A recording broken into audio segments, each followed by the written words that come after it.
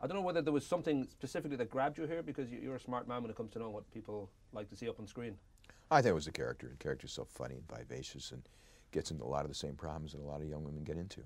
And it's a triumphant story of how a girl can overcome her problems and actually fall in love at the same time. Of course, Isla has said in a recent interview that you know, even when the movie was shot, we were going through our boom times, and now we're kind of in a recession. And that idea of dealing with a heroine who has an obsession with spending and designer labels, do you feel that there's a kind of a connection now for people who are out there realizing, well, I can't actually spend like this anymore? Absolutely. I think, you know, you see how she consumes things at the beginning of the movie, and at the end of the movie she's figured out how to overcome her debt and pays off her debt, which I think the whole world needs to do.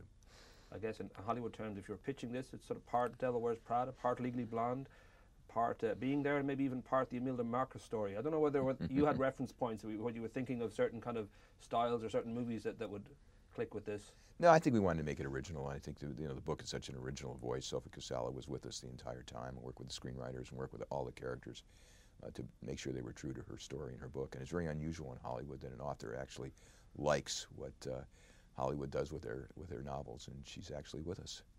I don't think I probably need to remind you that you're the most successful producer alive, and this idea right from Flashdance and Top Gun right up into Pirates of the Caribbean and so many movies, and I think possibly the biggest one this year might be G-Force. What is the moment that you kind of get the biggest kick? I don't know whether that moment when you greenlight something, when it's the last day of shooting, whether the opening weekend gets you, or when you kind of look at the end of the year and realize that many people went to see this movie. I think when we're in the editing room is the most fun, because that's where, you know, the baby is born, you know, really, because you've been, you know, filming it and developing it for all these years, and then you get all this film to make the magic work.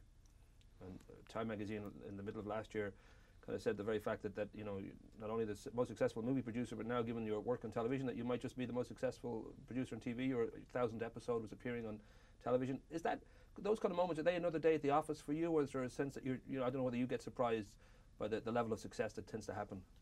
I'm always surprised by it. I never expect it. You know, I always think that stuff we do is never going to embrace an audience, but you know, we've been really fortunate because it has. So I'm always, you know, looking at the downside, but we've been very fortunate with the upside. Rock and roll. I've been giving the friendly finger. Yeah.